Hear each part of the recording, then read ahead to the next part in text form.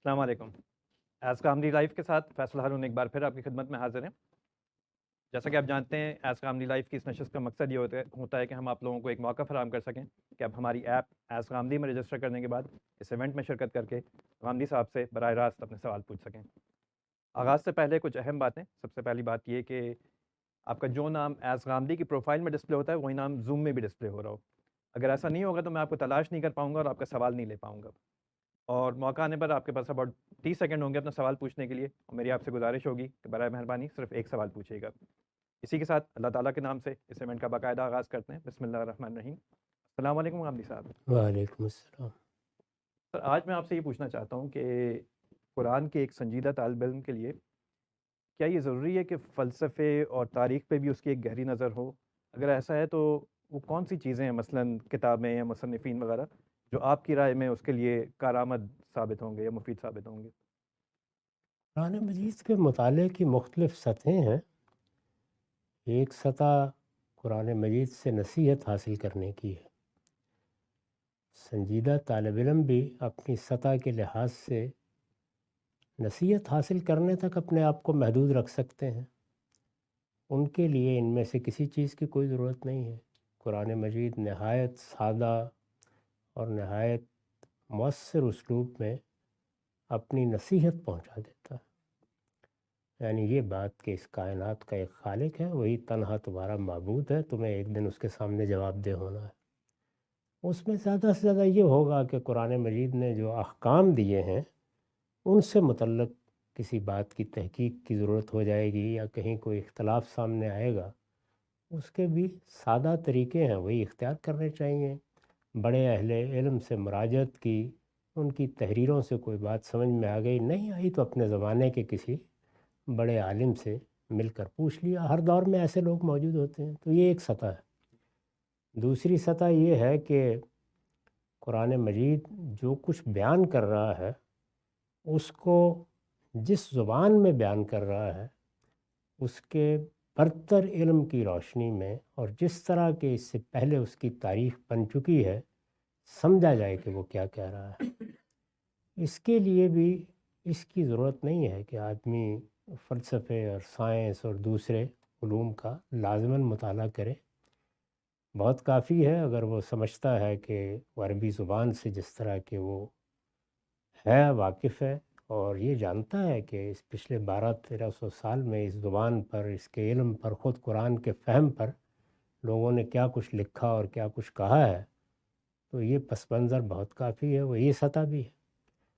اس کے بعد ایک تیسری سطح وہ آتی ہے کہ جس میں آپ کو اپنے زمانے سے خطاب کرنا ہوتا ہے، اور آپ قرآن کو سمجھ کر یہ چاہتے ہیں کہ پوری دنیا کو یہ بتایا جائے کہ اس کی دعوت کیا ہے۔ اس طرح کے مطالعے کے لیے پھر دنیا کو سمجھنا ضروری ہو جاتا ہے۔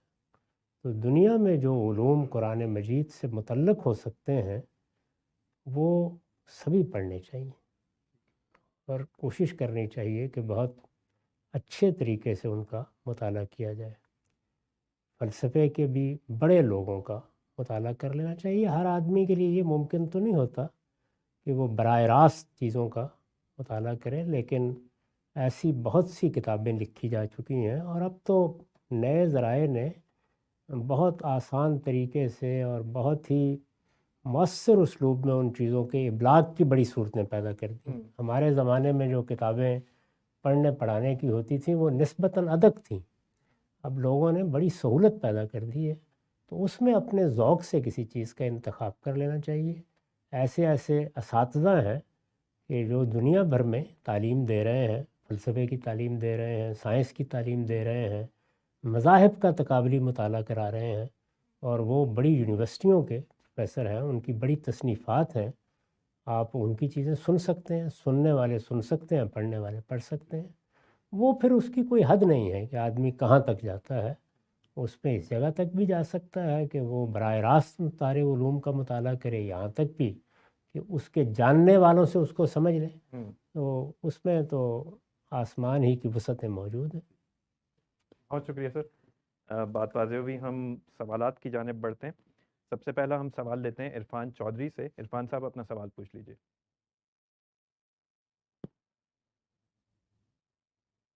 عرفان چودھری اپنا سوال پوچھ لیجیے.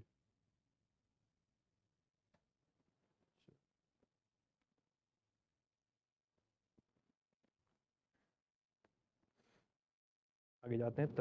توصیف چودھری آپ اپنا سوال پوچھ لیں.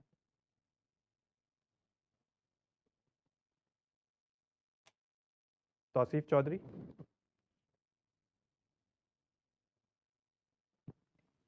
ہیلو السلام علیکم. وعلیکم السلام. جی آواز آ رہی ہے. آواز نہیں آ رہی ہے مجھے. آپ اپنا سوال پوچھ لیں. جی السلام علیکم. سوال میرا یہ ہے کہ قرآن مجید کے حساب سے میری ایک یہ پرسیپشن ہے کہ قرآن مجید میں سارے بنیادی نظریات بتا دیے گئے ہیں، تو ہم ان بنیادی نظریات کی بنیاد پہ ان کی روشنی میں جو احادیث ہیں اگر ان کو مانے، اور جو ایسے نئے نظریات ہیں جو کہ قرآن مجید میں ان کا ریفرنس نہیں ملتا ان کو نہ مانے، تو یہ نظریہ ٹھیک ہے لائف اسپینڈ کرنے کا اسلام کے لحاظ سے؟ شکریہ. عام آدمی اپنے آپ کو اس مصیبت میں مبتلا کیوں کرے؟ قرآن مجید کا سادہ ترجمہ پڑھیے، اور اب بہت اچھے ترجمے موجود ہیں. جس صاحب علم پر آپ کو اعتماد ہے اس کا ترجمہ پڑھیے. اگر آپ عربی زبان جانتے ہیں تو پھر براہ راست قرآن مجید کو پڑھ لیجئے. سنت بالکل متعین طریقے سے منتقل ہو گئی ہے، وہ ہماری عملی زندگی کا احاطہ کرتی ہے. میں نے بھی اس کی ایک فہرست اپنی کتاب میزان کے شروع میں بنا دی ہے. وہی ہمارے لیے زندگی کا لائے عمل ہے، اس پر زندگی بسر کریں، اس میں سب چیزیں آ جاتی ہیں. تو یہ دین ہے جو عام آدمی کے لیے ہے. روایات تو علماء کے لیے ہے. رسالت مآب صلی اللہ علیہ وسلم کا علم ان میں منتقل ہوا ہے. جو لوگ دین کے عالم ہیں ان کے لیے لازم ہے کہ ان کا مطالعہ کریں اور وہاں سے اپنے لیے بصیرت حاصل کریں. عام آدمی کا دل چاہے تو پڑھ لے، دل چاہے تو نہ پڑھے. وہ یہ فیصلے کرنے کے لیے کیوں بیٹھے؟ یہ اس کی ذمہ داری بھی نہیں ہے اور اس کا دائرہ بھی نہیں. بالکل شکریہ سر. آگے جاتے ہیں. ہم اگلا سوال توصیف ایک دفعہ پھر آپ کے پاس آتے ہیں. توصیف چودھری اپنا سوال پوچھ لیجیے. جی السلام علیکم. وعلیکم السلام. پہلے کچھ آواز آ نہیں رہی تھی، اچھا جی. تو میرا سوال یہ پوچھنا چاہتا تھا کہ جنت کے کتنے درجات ہیں، اور اس کا کوئی کرائیٹیریا بتایا گیا ہے کہ ہائیسٹ اور لویسٹ میں یہ کرائیٹیریا ہے؟ ٹھیک ہے جی، ٹھیک ہے جی، بات واضح ہوئی. جنت کے اتنے ہی درجات ہیں جتنے انسانوں کے درجات ہیں. تو انسانوں کے درجات آپ شمار کریں تو اس کے نتیجے میں جنت کے درجات کی گنتی بھی پوری ہو جائے گی. یعنی انسان اپنے علم اور اپنے عمل کے لحاظ سے جس جس درجے کے ہو سکتے ہیں اللہ تعالیٰ اسی کے لحاظ سے جنت میں بھی ان کے درجے متعین کرے گا. تو اس میں جنت کے درجے جاننے سے زیادہ بڑی بات یہ ہے کہ یہ جاننے کی کوشش کیجیے کہ ہمارے لیے کیا درجات ہیں. اپنا مطالعہ کریں، اپنا مشاہدہ کریں، اتنا اطمینان رکھیں. اور وہ روایتوں میں حضور نے بھی بتایا ہے اور قرآن کے اشارات سے بھی معلوم ہوتا ہے کہ جو سب سے نچلا درجہ ہے اس میں بھی جو لوگ جائیں گے تو اس کی وسعتیں بھی آسمان و زمین کی وسعتوں کی طرح ہوں. تو اطمینان رکھیں. اگر آپ کا ہدف تو پھر بھی اوپر والا درجہ ہونا ہدف تو چاہیے. وہی ہونا چاہیے، لیکن وہ ہدف درجے جاننے سے نہیں پتہ چلے گا، وہ اپنے آپ کو دیکھنے سے پتہ چلے گا. اچھا ٹھیک ہے، بہت شکریہ سر. اپنے اوپر نگاہ رکھنی چاہیے. اگلا سوال ہم لیتے ہیں محمد عاطف سے. محمد عاطف اپنا سوال پوچھ لیں. السلام علیکم. وعلیکم السلام. وعلیکم السلام. جی غامدی صاحب، میرا سوال طلاق سے متعلق ہے. میری کچھ کنفیوژنس ہیں، تو میں 3 سینیریوز کے بارے میں آپ سے پوچھنا چاہتا ہوں. پہلا یہ ہے کہ اگر طلاق دے دی ہے اور 3 ماہ مکمل ہونے سے پہلے رجوع کر لیا، تو اس کیس میں کیا یہ طلاق نمبر 1 شمار ہوگی؟ دوسرا سینیریو یہ ہے کہ 3 ماہ مکمل ہو گئے اور اس کے بعد دوبارہ نکاح کر لیا، تو اس کیس میں کیا طلاق کا شمار دوبارہ 1 سے سٹارٹ ہوگا، یعنی ریسیٹ ہو جائے گا؟ اور تیسرا سینیریو یہ ہے کہ اگر قرآن کی ہدایت کے خلاف اگر کسی نے 3 طلاقیں اکٹھی دے ہی دی ہیں، تو اب کیا وہ 1 طلاق شمار ہوگی یا وہ اللہ کے حکم کی خلاف ورزی کنسیڈر کر کے 3 طلاقیں نافذ ہو جائیں گی؟ ٹھیک ہے جی، Thank you. شکریہ. جی، پہلے سوال کا جواب یہ ہے کہ اگر عدت کے دوران میں رجوع کر لیا ہے تو ایک حق جو آپ کو دیا گیا تھا وہ آپ نے استعمال کر لیا، اب ایک حق باقی ہے، یعنی اگر پھر خدا نخواستہ اس طرح کا معاملہ پیش آئے تو آپ کو حق ہے کہ طلاق دیں اور پھر اس کو واپس لے لیں۔ تو اسی کو قرآن نے بیان کیا کہ طلاق مرتان، دو ہی مرتبہ ایک رشتہ نکاح میں طلاق دے کے رجوع کیا جا سکتا ہے، اس میں کوئی نیا نکاح کرنے کی ضرورت نہیں ہے، بس رجوع ہو گیا، میاں بیوی ہیں۔ پہلے سوال کے جواب میں قرآن مجید نے جو کچھ فرمایا ہے وہ یہ ہے۔ دوسرے یہ کہ اگر عدت پوری ہو گئی تو بس طلاق ہو گئی، علیحدگی ہو گئی۔ اب اگر انہی میاں بیوی نے دوبارہ نکاح کر لیا تو یہ نیا نکاح ہے، اس میں پھر اسی طرح کا قانون ہوگا، جس طرح پہلے نکاح میں 2 طلاق کا حق تھا، اس میں بھی اب 2 طلاق کا حق ہے۔ پہلا معاملہ ختم ہو گیا، اب یہ نیا باب کھل گیا، تو اس میں پہلی طلاقیں نہیں گنی جائیں گی، وہ ختم ہو گیا معاملہ، عورت الگ ہو گئی، اب اس نے دوبارہ نکاح کیا ہے، یہ صورت ہوگی۔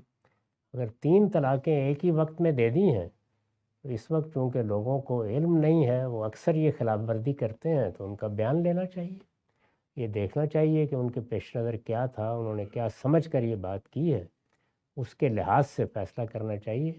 ہمارا جو کچھ پچھلی نصف صدی کا تجربہ ہے وہ یہ ہے کہ شاذ کوئی آدمی سمجھ کر یہ حرکت کرتا ہے، زیادہ تر لوگوں کو علم ہی نہیں ہوتا، تو اس لیے میں تو بعض موقعوں پر ان کا بیان لے کے یہ فیصلہ کر دیتا ہوں کہ کوئی طلاق بھی نہیں ہوئی، ایک کیا ہو۔ ٹھیک ہے سر، بہت شکریہ۔ ہم اگلا سوال لیتے ہیں عدنان امین سے۔ عدنان اپنا سوال پوچھ لیں۔ جی السلام علیکم غامدی صاحب، میرا سوال یہ ہے کہ سورہ بنی اسرائیل میں جو کہا گیا ہے وَلَا تَقْفُ مَا لَيْسَ لَكَ بِهِ عِلْم، اس کا مطلب یہ ہے کہ تم اس چیز کے پیچھے نہ پڑو جسے تم جانتے نہیں ہو، یا یہ مطلب ہے کہ اس چیز کو فالو مت کرو جسے تم جانتے نہیں ہو؟ اور سوال پوچھنے کی وجہ یہ ہے کہ ایک خاص مقام پر جا کر یہ دونوں جو مطالب ہیں یہ ایک طرح سے ایک دوسرے کے 180 ڈگری کے زاویے پہ آ جاتے ہیں، اگر میں اپنی بات کلیئر کر سکا ہوں تو جی شکریہ۔ بالکل بالکل واضح، جی شکریہ۔ ہاں، وہ جس سیاق میں آئی ہے وہ باہمی روابط و تعلقات کا معاملہ ہے، اس میں یہ بیان کیا گیا ہے، جس میں اخلاقی تقاضے پیدا ہو جاتے ہیں۔ باقی تو جس چیز کا ہمیں علم نہیں ہوتا اسی کو سیکھنا چاہتے ہیں دنیا میں، سائنس کا علم حاصل کریں، تاریخ کا علم حاصل کریں، اس میں تو اللہ تعالیٰ نے فرمایا ہے کہ ہر مسلمان کو جتنی کوشش ممکن ہو کرنی چاہیے۔ رسول اللہ کا بھی ارشاد ہے کہ ہر مسلمان مرد اور عورت پر علم حاصل کرنا ایک فریضہ ہے، تو یہ علم مراد نہیں ہے۔ مطلب یہ ہے کہ جن چیزوں سے آپ کا کوئی تعلق نہیں ہے، معاملہ نہیں ہے، کوئی شخص گھر میں کھاتا کیا ہے، اس کے میاں بیوی کے معاملات کیا چل رہے ہیں، یہ چیزیں ان کی ٹو میں لوگ رہتے ہیں۔ اسی چیز کو سورہ حجرات میں اس طرح بیان کیا کہ ولا تجسسوا، باہمی معاملات میں تجسس نہیں ہونا چاہیے، یعنی ہمیں اس سے کیا دلچسپی ہے، کسی کی ڈائری پڑی ہوئی ہے تو آپ کے اندر سے شیطان پل بنانا شروع کر دیتا ہے، دیکھیں تو کیا لکھا ہوا ہے۔ یہ وہ چیز ہے جس سے روکا گیا ہے، بدگمانیاں نہ کی جائیں، بغیر کسی تصدیق کے لوگوں کی نسبت سے کوئی بات نہ کہی جائے، جس چیز کا آپ کو قطعی علم نہیں ہے اس پر لمبی لمبی تقریریں نہ فرمایا کریں۔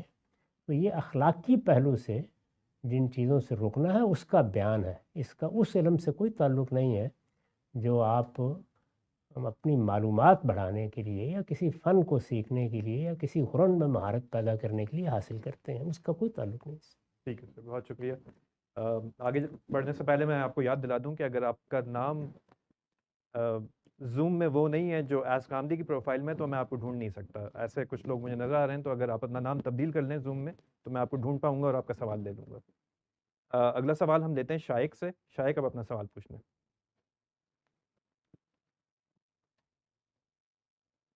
شائق اپنا سوال پوچھ لیجیے۔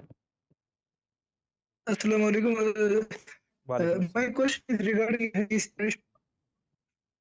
So my question is regarding a hadith in which Prophet ﷺ described castle of prophethood and himself as position of last brick. Some deviant sects do manipulate it by saying that it is talking about the prophetism coming into perfection with the coming of the Prophet ﷺ. Or some do say that it is saying of the law-bearing prophetism.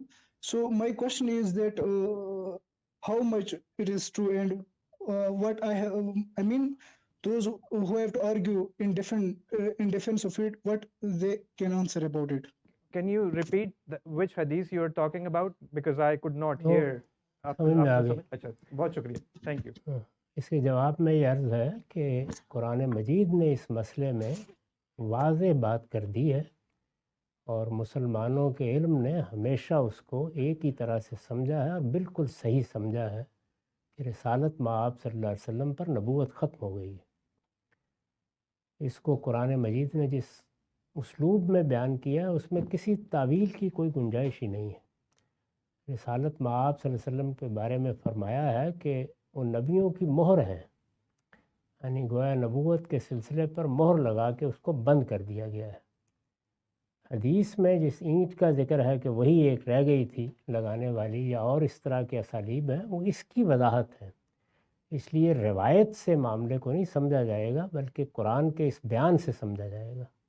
और इसी ज़ैल में वो एक आखिरी ईंट थी और वो मैं हूँ के अल्फाज आए हैं और इसी के ज़ैल में ये फरमाया है कि अब सब मामलात आसमान के ख़त्म हो गए, किसी को ज़्यादा से ज़्यादा कोई अच्छा ख्वाब आ सकता है। तो इल्का, इल्हाम, वही, इन सब के दरवाज़े बंद कर दिए गए हैं। ये बात इस तरह समझनी चाहिए, ठीक। इसकी कोई दूसरी तावील आखिर करने की ज़रूरत ही क्या है। ठीक है सर, बहुत शुक्रिया। अगला सवाल हम लेते हैं सुमरो साहब से। मोहम्मद अली सुमरो साहब, अपना सवाल पूछ लें। हेलो, अस्सलाम वालेकुम जी, आवाज़ आ रही है? जी जी। अच्छा गामी साहब, मेरा सवाल ये था कि सद्दे ज़रिया के अहकामात के तहत कुछ चीज़ें जो हमें ममनू की जाती हैं, उसमें कुछ चीज़ें तो वो हैं जो अल्लाह ने और उसके रसूल ने हमें मना कर दी हैं, जैसे बदनज़री और उसके आगे के मराहिल। तो वो तो आपने बताया था कि उनकी कोई खिलाफ वर्जी करता है तो वो सगीरा गुनाह करता है। लेकिन कभी कभार ऐसा होता है कि कोई दोस्त यार हमें किसी चीज़ से ऐसे मना करता है कि यार ये मत करो क्यों खदशा है कहीं पड़ जाओगे।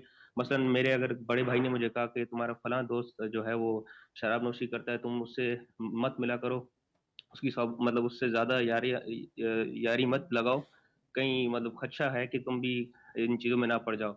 अब मुझे इस खदशे का मालूम भी था, लेकिन उसके बावजूद भी मैं उससे मैंने दोस्ती रखी और अपने आप को उस गुनाह से भी बचाए रखा। मैं वहाँ नहीं पड़ा और अपने आप को बचाया। तो क्या इधर भी ये चीज़ जो उसने मुझे एडवाइस की थी सदे ज़रिया पे, क्या मैं जब उससे दोस्ती बढ़ाने लगा तब इधर भी सगीरा गुनाह मेरे से होगा, या बस सगीरा गुनाह वो जो अल्लाह और उसके नबी ने हमें बताया? ठीक है जी, हालाँकि शुक्रिया। मतलब यहाँ पे भी मुझे खदशा पता था, लेकिन मैंने अपने आप को बचा लिया। ठीक है, शुक्रिया। अल्लाह और अल्लाह के पैगंबर ने बता दिया तो फिर नाफरमानी हो जाएगी, इसलिए वो तो गुनाह है। लेकिन मैंने बताया, किसी फ़कीह ने बताया, किसी आलिम ने बताया, आपको पूरा हक़ है कि आप उससे इख्तलाफ करें। अगर बात आपकी समझ में आ गई है और आपको ख़ुद भी ये महसूस होता है कि इस रास्ते पर नहीं जाना चाहिए और फिर आप जाते हैं, तो इसको कुरान ने तख्तानून अनफुसकुम कहा है, यानी इंसान अपने नफ्स से ख़यानत करता है। इस सूरत में ये गुनाह की चीज़ होगी, इससे भी बचना चाहिए। लेकिन बड़ी बशारत अल्लाह ताला ने दी है कि अगर अल्लाह ने आपको तौफ़ीक दी और आप आखिर में बच गए, तो अल्लाह ताला बग़ैर तौबा ही के इस तरह के गुनाहों को माफ़ कर देते हैं। ठीक है सर, बहुत शुक्रिया। आगे जाते हैं, हम अगला सवाल लेते हैं साकिब खान से। साकिब, अपना सवाल पूछ लें। अस्सलाम वालेकुम सर। वालेकुम सलाम।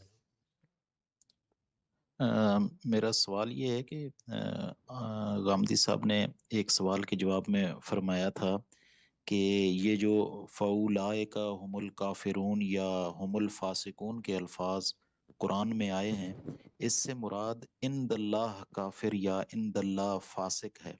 तो पूछना ये था कि वो कौन सा ऐसा प्रोसेस है कि जिससे गुजरने के बाद हम ये मुतय्यन कर लेते हैं कि यहाँ मुराद इंदल्लाह है और यहाँ मुराद इंदल इंसान है। इसको ज़रा वाज़े फरमा दें। ठीक है जी, शुक्रिया। कुरान मजीद में हर जगह इंदल्लाह ही है, इल्ला ये कि अल्लाह ताला किसी जगह बताएं कि तुम्हें भी कोई हक़ दिया गया है। अल्लाह ताला तो जो कुछ फरमा रहे हैं वो उन्हीं के नज़दीक है। ये बता रहे हैं इंसानों को कि फ़लाँ काम करोगे तो ये कुफ़र है, फ़लाँ काम करोगे तो ये शिरक है, फ़लाँ काम करोगे तो ये फ़िस्क है। ये अल्लाह बता रहे हैं, इसलिए ये सब इंदल्लाह ही है। हमारे नज़दीक कब होगा कब नहीं होगा, उसी वक्त होगा जबकि हमें उसका इल्म हो जाए। तो हमारा इल्म اس لحاظ سے تو قرآن کو پڑھتے ہی اپنے آخری مقام پر پہنچ گیا کہ شرک کیا ہے، کفر کیا ہے، یہ تو تدبر کے ساتھ ہم سمجھ سکتے ہیں۔ لیکن اب فرد کے بارے میں حکم لگانا ہے کہ وہ کیا ہے، اس میں تو پھر قضا کے مراحل ہوتے ہیں۔ اس کا تعلق نہ عند اللہ سے ہے، نہ میرے ہاں سے ہے، نہ آپ کے ہاں سے ہے، اس میں قضا کے مراحل ہیں۔ یعنی کوئی حکم فرد پر لگانے کے لیے عدالتی کارروائی ہوگی۔ عدالتی کارروائی جن چیزوں میں ہم کر سکتے ہیں وہ متعین ہیں، جن میں نہیں کر سکتے ان میں اللہ ہی کی عدالت میں ہوگی، وہ ہم نہیں کر سکتے۔ تو کفر شرک کی کارروائی اللہ کی عدالت میں ہوگی اور وہاں فیصلہ صادر ہو جائے گا۔ دنیا میں جو جرائم ہوتے ہیں، جیسے چوری کر لی، جیسے ڈاکہ ڈال دیا، ان کی قضا کا معاملہ عدالت میں ہو جاتا ہے۔ میرے آپ کے لیے تو نہ وہاں فیصلہ کرنے کی گنجائش ہے، نہ یہاں فیصلہ کرنے کی گنجائش ہے، سب کچھ اللہ ہی کے نزدیک ہوتا ہے۔ ٹھیک ہے سر، بہت شکریہ۔ آگے چلتے ہیں، اگلا سوال ہم لیتے ہیں معاذ عرفان امجد سے۔ معاذ اپنا سوال پوچھ لیں۔ السلام علیکم۔ وعلیکم وعلیکم۔ غامدی صاحب، میرا سوال یہ ہے کہ اگر یہ جو کسی چیز کے ممنوع ہونے میں یا حرام ہونے میں کوئی فرق ہے، اور دوسری بات اسی سے ریلیٹڈ ہے کہ جھوٹ بولنا کیا حرام ہے؟ اگر حرام ہے تو سورہ اعراف کی آیت 33 کے مطابق 5 میں سے کون سی چیز کا اطلاق اس پہ ہوتا ہے؟ مثال کے طور پر ایک کامیڈین ہے، وہ کسی کو ہنسانے کے لیے جھوٹ بولتا ہے، لیکن وہ کسی کی حق تلفی نہیں کر رہا، کوئی شرک بھی نہیں ہے، کوئی امورلٹی بھی نہیں ہے اس کے اندر، تو وہ ابو داؤد کی اس حدیث کے لحاظ سے کس طرح غلط ہے، جس میں اس وسلم نے فرمایا کہ تباہی ہے اس کے اوپر کہ جب وہ بولتا ہے تو جھوٹ بولتا ہے تاکہ لوگوں کو اس سے ہنسائے؟ اس کی تھوڑی سی وضاحت کرنے۔ اچھا جی، شکریہ۔ جی، سب سے پہلے تو یہ سمجھ لیجئے کہ حرام ہے، ممنوع ہے، اللہ نے روکا ہے۔ اسی طرح سے اور بعض تعبیریں بھی عربی زبان میں ہیں، اردو میں بھی ہیں، یہ سب اختیار کی جا سکتی ہیں۔ اور جب یہ تعبیریں اختیار کی جاتی ہیں تو سیاق سباق بتاتا ہے کہ کس درجے میں بات ہے۔ یعنی آخری درجے میں روکا جا رہا ہے تو پھر ہم حرام کا لفظ بولتے ہیں۔ اگر اس سے نیچے کی کوئی صورتحال ہے تو پھر کراہت کی تعبیر اختیار کی جاتی ہے کہ اللہ نے اپنی ناپسندیدگی کا اظہار کر دیا ہے۔ تو اسی وجہ سے دو ہی بڑی کیٹیگریز ہیں۔ اس جانب کیا ہے؟ فرض اور مندوب، فرض اور مستحب یا فرض اور نفل، ایک ہی معنی میں ہے یہ الفاظ۔ اور ادھر کیا ہے؟ حرام اور مکروہ۔ تو بڑی چیزیں تو یہی ہیں۔ باقی یہ کہ ہمارے فقہا نے ان کے بھی پھر کچھ درجے طے کرنے کی کوشش کی ہے، میرے خیال میں اس کی کوئی ضرورت نہیں ہے۔ چیزیں یا آخری درجے میں ممنوع ہوتی ہیں، انہیں آپ حرام کہہ لیں، ممنوع کہہ لیں، جو لفظ چاہے اختیار کر لیں، یا وہ ناپسندیدہ ہوتی ہیں۔ ناپسندیدگی کے درجات تو ہر شخص جانتا ہے۔ بعض چیزوں کے بارے میں ہم سمجھتے ہیں سخت ناپسندیدہ ہے، اور بعض کے بارے میں اتنا ہی کافی ہوتا ہے کہ ناپسندیدہ ہے، ذرا ابتدائی سے درجے میں ناپسندیدگی کا اظہار کر دیا جاتا ہے۔ جھوٹ کا جہاں تک تعلق ہے تو وہ حرمت کے درجے میں اس وقت آتا ہے جب کہ آپ کسی کی حق تلفی کے لیے جھوٹ بولتے ہیں یا کسی کی جان مال آبرو کے خلاف زیادتی کے لیے جھوٹ بولتے ہیں۔ اس سے نیچے جب جھوٹ سے روکا جاتا ہے تو یہ سدن للذریعہ ہے۔ یعنی اگر ایک آدمی لوگوں کو ہنسانے کے لیے جھوٹ بولنے کا عادی ہو جائے گا تو اس کا اندیشہ ہے کہ کسی دن کسی سنجیدہ معاملے میں بھی جھوٹ بولے گا۔ تو اس لیے بچنے کی صحیح کرنی چاہیے۔ پورے دین ہی میں یہ دو چیزیں ہوتی ہیں، یعنی ایک وہ جگہ ہے جہاں پہ حرمت واقع ہو رہی ہوتی ہے، اور ایک وہ جگہ ہے کہ جہاں سے بات شروع ہو جاتی ہے، اس میں سد ذریعہ کا اصول ہے۔ جیسے نشہ آور چیزوں کے بارے میں فرمایا کہ جس چیز کی زیادہ مقدار نشہ پیدا کرے اس کے ایک قطرے سے بھی بچو۔ تو یہ در حقیقت قطرے سے بھی بچنے کی تعلیم ہے جو دی گئی ہے، اور اس سے کوشش کرنی چاہیے۔ باقی رہ گئی یہ بات کہ کسی جگہ مخاطب کو معلوم ہے یہ کہ یہ ہمیں ہنسانے کے لیے بات کر رہے ہیں یا کوئی لطیفہ سنا رہے ہیں، اس پر اس کا اطلاق نہیں ہوتا۔ یعنی ہنسانے کے ارادے سے آپ بات کر رہے ہیں لیکن دوسرا غلط فہمی میں پڑ سکتا ہے، تو اس میں اجتناب کرنا چاہیے۔ تو یہ احادیث کو ایسے ہی ہم پڑھ لیتے ہیں، تو کیا یہ درست ہے کہ ان سے ہم احکامات اس طریقے سے اخذ کرتے رہیں؟ مطلب میں تو ہمیشہ توجہ دلاتا ہوں کہ احادیث علماء کے پڑھنے کی چیز ہے، اس کو عام آدمی کو نہیں پڑھنا چاہیے، اور اگر پڑھنا ہے یا سننا ہے تو کسی عالم سے پڑھنا اور سننا چاہیے، کیونکہ یہ علم کی دنیا کی چیز ہے۔ عام آدمی کو نہ اس کا مکلف کیا گیا ہے، نہ کبھی اس کی پہلے اشاعت اس زاویے سے کی جاتی تھی۔ سب سے پہلے ہمارے ہاں जिस शख्स ने दीन को समझने के उसूल तरतीब दिए हैं, उसूल तो खैर उससे पहले भी सामने थे, लेकिन एक बाकायदा किताब लिखी वो इमाम शाफी हैं, उसमें उन्होंने उन्वान कायम किया है कि हदीस इल्मुल खासा है, ये इल्मुल आम्मा नहीं है, आम लोगों का इल्म ही नहीं है ये तो असल में खवास का इल्म है, अहले इल्म को इस तरफ रजू करना चाहिए। ये ऐसे ही है जैसे कि एक दीन का आलिम अपने से पहले के उलमा की चीज़ें पढ़ता है। कोई आदमी अगर मिसाल के तौर पर कुरान की तफसीर करने बैठ गया है और उसको कुछ पता नहीं कि साहिब कशाफ ने क्या लिखा है, राजी ने क्या लिखा है, इब्न कसीर ने क्या लिखा है, तो उसको तंबीह की जाएगी कि तुम आज नहीं पैदा हुए हो, इससे पीछे इल्म की एक पूरी रवायत है, उससे तुम्हें वाकिफ़ होना चाहिए। उसमें ज़ाहिर है कि सरे उन्वान रिसालत मआब सल्लल्लाहु अलैहि वसल्लम का इल्म है, तो वो कैसे उससे बेनियाज हो सकता है।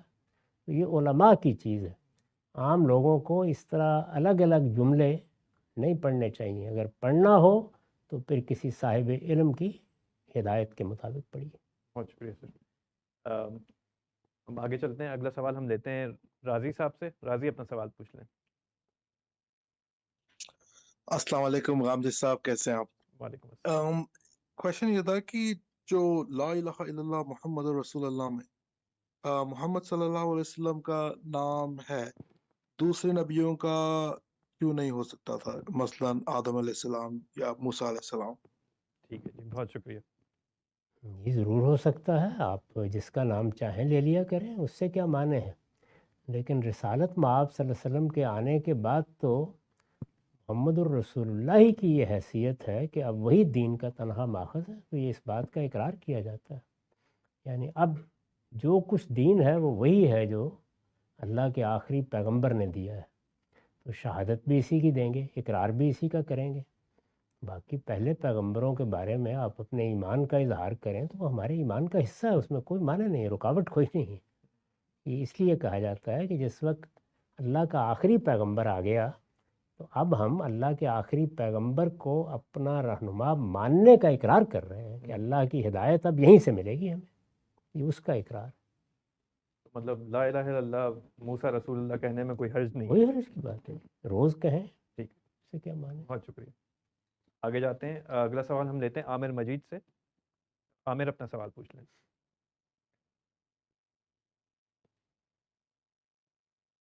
आमिर मजीद, आगे बढ़ते हैं।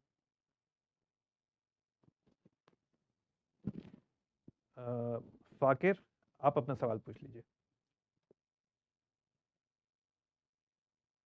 अस्सलाम वालेकुम गामदी साहब। वालेकुम अस्सलाम। सर मेरा सवाल ये है कि बनु कुरैज़ा को जो सज़ा दी गई थी खंदक के वाक़ये के बाद, तो हम ये क्यों देखते हैं जैसे उनको जला वतन क्यों नहीं किया गया, जैसे बाकी यहूदी कबीलों के साथ किया गया था? इनके लिए इनको ख़ास ये सज़ा क्यों दी गई थी?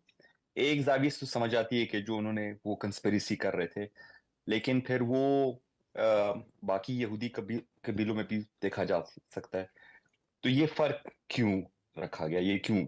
इसके पीछे वजह क्या थी? ठीक है जी, बहुत बहुत शुक्रिया। हर जुर्म की सज़ा जुर्म की नौइयत के लिहाज से होती है, यही दुनिया में उसूल है, यही अल्लाह ताला के यहाँ भी उसूल होगा। हर शख्स के लिए एक सज़ा नहीं है, जिसने जुर्म किया है उसके जुर्म की नौइयत भी देखी जाएगी और मुजरिम के हालात भी देखे जाएंगे। एक ही जुर्म एक जगह, एक हालत में, एक सूरत हाल में और नौइयत रखता है, दूसरी सूरत हाल में और नौइयत रखता है। आम हालात में, अमन के हालात में कोई आदमी दुश्मन को कोई ख़बर पहुंचा देता है, ये भी जुर्म है। लेकिन अगर जंग हो रही हो और फिर ख़बर पहुंचा दे तो क्या फिर वो यकसा मामला होगा? तो उन्होंने जंगी जराइम का इर्तिकाब किया था और आखिरी दर्जे में किया, पूरी की पूरी मदीने की बस्ती को ख़तरे में डाल दिया था, इतने बड़े ख़तरे में डाल दिया था कि उससे ज़्यादा ख़तरे का तसव्वुर नहीं किया जा सकता। तो जुर्म जब आखिरी दर्जे में हो जाता है, मुझे तो इस पर ताज्जुब होता है कि उनमें से जो 2-4 लोग थे वो भी कैसे माफ़ कर दिए गए। आगे बढ़ते हैं, अगला सवाल हम एक दफ़ा फिर हम आते हैं आमिर मजीद, अब अपना सवाल पूछ लें। जी अस्सलाम वालेकुम गांधी साहब। वालेकुम जी अस्सलाम। हमारा क्वेश्चन ये है कि स्लीप पैरालिसिस जो होता है उसकी दीनी कोई हक़ाइक़ है या बस ऐसे ही हमको आता है कोई ख्वाब या जो मसला होता है नींद का? ठीक है। बस ये बता दीजिएगा। Thank you. नींद का मसला? स्लीप पैरालिसिस या आदमी लेकिन नींद का इससे वो कह रहे हैं कि इसका ये कोई दीनी कोई हकीकत है इसकी, या ये कोई ऐसे ही मतलब नहीं, ये मतलब कोई तो रूहानी कोई हकीकत माहिरीन हो? तिब से मालूम करना चाहिए। हर शख्स इस तजर्बे से गुजरता है, उनसे पूछना चाहिए। इसका मज़हब से कोई ताल्लुक नहीं। अ,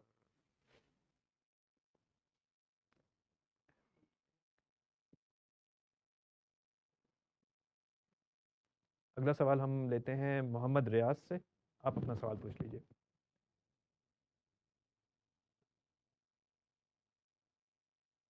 अस्सलाम वालेकुम। वालेकुम सलाम। हेलो जी, वालेकुम सलाम। जी, मेरा सवाल जी पहली चीज़ तो मैं आपका शुक्रिया अदा करना चाहता हूँ कि आप ने मुझे मौका दिया। वैसे मैंने बहुत बार रजिस्टर किया था इवेंट के लिए, बट मुझे आज मौका मिला है कि उस्ताद से सवाल करने का। जी, जी, सवाल मेरा करें। सवाल अबू धाबी में जो हिंदू टेम्पल की जो तामीर हो रही है उससे मुताल्लिक था कि एक रिवायत में आता है कि जज़ीरा नुमा अरब में 2 दिन जमा नहीं हो सकते। तो क्या ये उस रिवायत की खिलाफ वर्जी हो रही है या क्या है सर? इसका थोड़ा वज़ाहत करें। ठीक है जी, बहुत शुक्रिया। ज़ीरा नुमा अरब के बारे में यही हिदायत है। अल्लाह ताला ने ऐलान कर दिया था कि यहाँ कोई दूसरा दीन नहीं हो सकता। यकून दीन कुल्लुहु लिल्लाह। रिसालत में आप सल्लल्लाहु अलैहि वसल्लम की बेसत के मकासद में से एक बहुत बड़ा मकसद ये था कि जज़ीरा नुमा अरब को बिल्कुल खाली करा दिया जाएगा। और हुजूर ने भी यही वसीयत की थी कि ला यज्तमिउ फ़ीहि दीनान। जज़ीरा नुमा अरब की हैसियत अब क़यामत तक वही है जो इससे पहले फ़लस्तीन की थी। चुनांचे इसको गैर मुस्लिमों से पाक रखा जाएगा। जब आपने उनको बुला लिया और इतनी बड़ी तादाद में बुला लिया, तो ये तो अब अंडे बच्चे हैं, वो निकलेंगे, इनको कौन रोक सकता है। असल में पहले ही गलती की गई है। पूरे जज़ीरा नुमा अरब के बारे में यही हुक्म है कि उसको दूसरे अदियान से खाली रहना चाहिए। उसके बाद अगला हुक्म भी कुरान ने बयान कर दिया कि सवान इलाके फ़फ़ी है वलबाद। वो किसी अरब कौम का मुल्क नहीं है। मुसलमान बाहर हों या अंदर, सबका मुल्क है। सबकी ज़िम्मेदारी है कि वो हरम की हिफाजत करें। उस पर कोई ख़तरा होगा तो सब मुकल्लफ़ है। उसमें हमारी कौमी हुकूमतों का नज़म ख़त्म हो जाएगा अगर वहाँ कोई मामला हो जाता है। तो ये सब बातें कुरान मजीद में बयान हो गई हैं। जज़ीरा नुमा अरब आम ज़मीन का कोई ख़ित्ता नहीं है। अल्लाह ने उसको अपने लिए ख़ास किया हुआ है। वहाँ इस तरह की जो चीज़ भी हो रही है वो खिलाफ वर्जी है।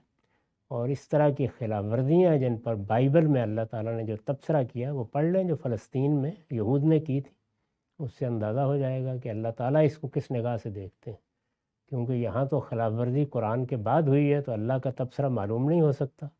वहाँ खिलाफ वर्जी हो गई थी, तो देख लें पढ़ के क्या किया था अल्लाह ताला। ठीक है सर, बहुत शुक्रिया। आगे बढ़ते हैं। अगला सवाल हम लेते हैं फ़ाइज़ रसूल से। फ़ाइज़, अब अपना सवाल पूछ लें।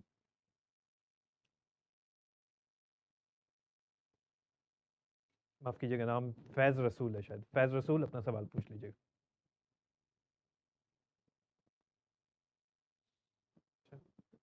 आगे जाते हैं। औसाफ सलीम, आप अपना सवाल पूछ लें। अस्सलाम वालेकुम। वालेकुम अस्सलाम। कामजी साहब, मेरा सवाल ये है कि हम मुसलमान कुरान और हदीस को सरचश्मा हिदायत तस्लीम करते हैं और बिलाशुबा ये सही भी है, लेकिन क्या वजह है कि मुसलमानों की अक्सरियत इससे हिदायत हासिल नहीं कर पा रही? और इसके बरक्स हम लोग ये देखते हैं कि गैर मुस्लिम जो कि ख़ासतौर पर मगरबी ममालिक में होते हैं, वो ना सिर्फ इससे हिदायत हासिल करते हैं बल्कि दायरा इस्लाम में भी हासिल आ जाते हैं। तो इस बारे में आपका क्या नुक्ता नज़र है? जज़ाकल्लाह खैर। बहुत शुक्रिया। वो कौन से जौक दर जौक आ रहे हैं, वहाँ से भी कोई सईद रूह ही आती है। सईद रूहें हर जगह मौजूद होती हैं। जो मुसलमानों में है वो भी उससे हिदायत हासिल कर रहे हैं, जो गैर मुस्लिमों में है वो भी हिदायत हासिल कर रहे हैं। तो एक ही कायदा है बस। अल्लाह ताला जिसको तौफीक देता है, जो अपने अंदर खुदा की दी हुई हिदायत की कदर करता है, वो गैर मुस्लिम हो मुसलमान हो, वो उस तरफ आ जाता है। जो नहीं है वो मुसलमानों के घर में पैदा होकर भी नहीं हासिल करते। तो जो अल्लाह की दी हुई हिदायत की कदर अफजाई पर है, किसने की और किसने नहीं की। ٹھیک ہے سر، بہت شکریہ۔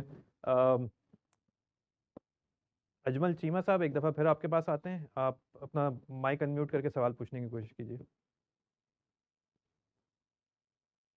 اچھا جی، فیض رسول آپ اپنا سوال پوچھ لیجیے دوبارہ سے۔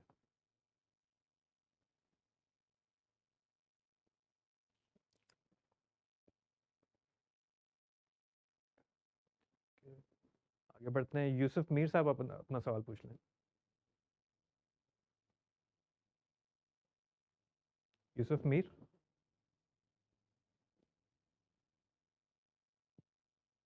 السلام علیکم۔ جی وعلیکم السلام۔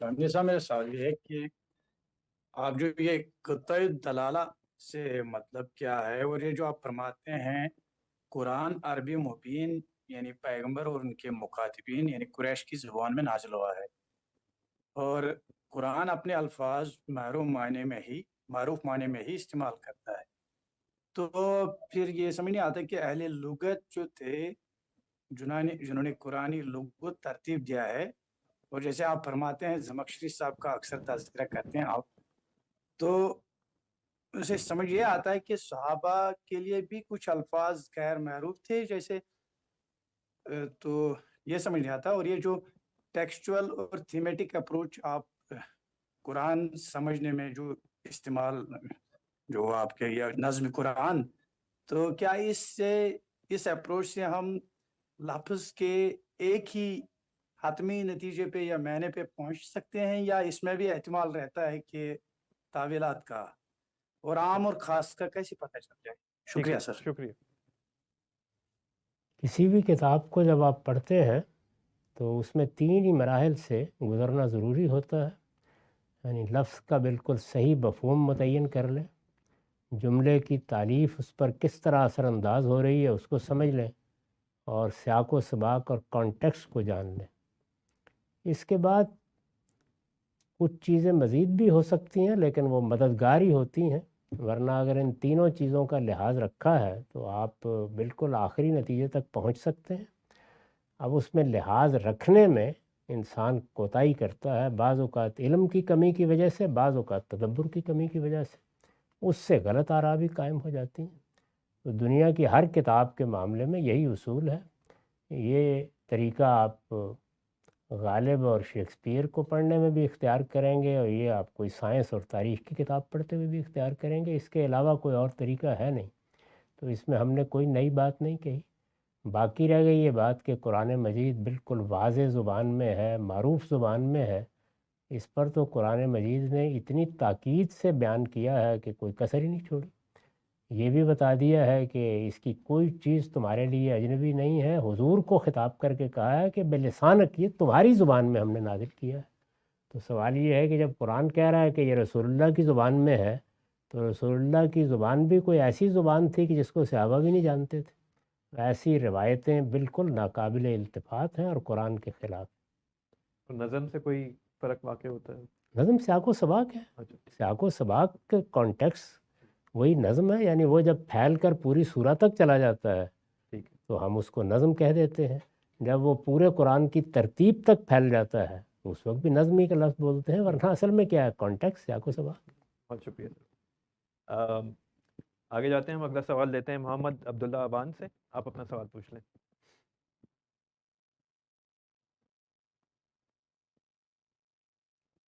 السلام علیکم۔ وعلیکم السلام۔ غامدی صاحب، میرا سوال یہ ہے کہ ہمیں مسلمانوں کو یا تمام انسانوں کو دین میں جو سب سے بڑا امتحان ہے وہ یہ ہے کہ ہم نے غیب پر ایمان لانا ہے، خدا کو یا آخرت کو دیکھے بغیر ان ساری چیزوں کو ایمان لانا ہے۔ اسی طرح تو اس اسپیسیفک امتحان میں ہمیں کیوں ڈالا گیا ہے؟ یعنی قرآن میں بھی ہمیں دیکھنے کو ملتا ہے کہ بہت ساری اقوام نے یہ مطالبہ کیا کہ ہمیں خدا دکھا دیا جائے، اسی طرح دنیا میں بھی بہت سی چیزیں ہو رہی ہوتی ہیں، تو ان کا جواب یہی دیا جاتا ہے کہ ان چیزوں کے برخلاف کچھ نہیں ہو سکتا، کیونکہ اگر اللہ یہاں پہ انٹرفیئر کرے گا یا کچھ اور ہوگا تو غیب کے پردے اٹھ جائیں گے۔ تو یہ اسپیسیفکلی غیب کا امتحان کیوں ڈالا گیا کہ ہمیں دیکھے بغیر ہی ایمان؟ شکریہ۔ اس لیے کہ ہمیں انسان بنایا گیا اور انسان میں یہ صلاحیت ہے کہ وہ دیکھے بغیر چیزوں تک پہنچ جاتا ہے۔ انسان کو عقل دی اس لیے کہ یہی فرق ہے انسان اور جانور میں۔ تو اللہ نے جو ہمیں بنایا ہے اسی کے لحاظ سے امتحان میں ڈالا ہے۔ اگر ہماری عقل نہ ہوتی اور ہم جن چیزوں کو دیکھتے ہیں جن کا مشاہدہ کرتے ہیں ان سے ہم نامعلوم تک نہ پہنچ سکتے تو اس امتحان میں نہ ڈالا جاتا ہمیں۔ انسان کو یہ صلاحیت دی گئی ہے کہ وہ محسوس سے نامحسوس اور معلوم سے نامعلوم کا سفر کرتا ہے۔ ہماری سائنس، ہمارا فلسفہ، ہمارے تمام علوم اسی پر مبنی ہے۔ ہماری ساری ترقی کی بنیاد یہی ہے کہ ہم نامعلوم تک پہنچ جاتے ہیں، یعنی غیب تک پہنچ جاتے ہیں۔ تو شہود سے غیب کا سفر کرنے کی صلاحیت ہے انسان کے پاس۔ اللہ تعالیٰ نے کسی ایسی مشقت میں اس کو نہیں ڈالا جس کی صلاحیت نہیں ہے، اسی لیے فرمایا کہ میرا پورا دین تمہاری صلاحیت پر مبنی ہے اور تمہاری فطرت کے تقاضوں پر مبنی ہے، اور لا یکلف اللہ نفسا الا وسعہا، میں انسان پر کوئی ایسا بوجھ نہیں ڈالتا اپنے دین میں جس کو وہ اٹھا نہیں سکتا، کیونکہ عقل دی گئی ہے تو اس لیے عقل کو استعمال کرنے کا امتحان بھی برپا ہوا۔ ٹھیک، بہت شکریہ۔ یہاں ہماری اس نشست کا وقت ختم ہوتا ہے۔ آپ میں سے وہ لوگ جنہوں نے اس ایونٹ کے لیے رجسٹر کیا، آج شرکت بھی کی مگر ان کی باری نہیں آ پائی، انہیں انشاءاللہ ہم اگلی نشست میں پرائرٹی رجسٹریشن کا موقع دیں گے۔ اس کی تفصیلات آپ کے ساتھ بذریعہ ای میل شیئر کر دی جائیں گی۔ اسی کے ساتھ آپ سب کا بہت بہت شکریہ۔ عامر صاحب آپ کا بہت بہت شکریہ۔ فیصل ہارون کو اجازت دیجیے، زندگی رہی تو انشاءاللہ پھر ملیں گے۔ اپنا خیال رکھیے، اللہ حافظ۔